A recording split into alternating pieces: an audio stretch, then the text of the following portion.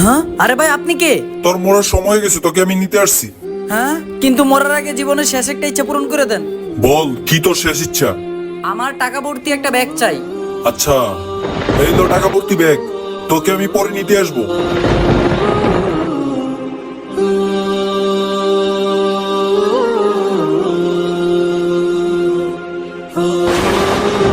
ভাই আমার নামাজটুকু শেষ করতে দাও, তারপর আমাকে নিয়ে যেও।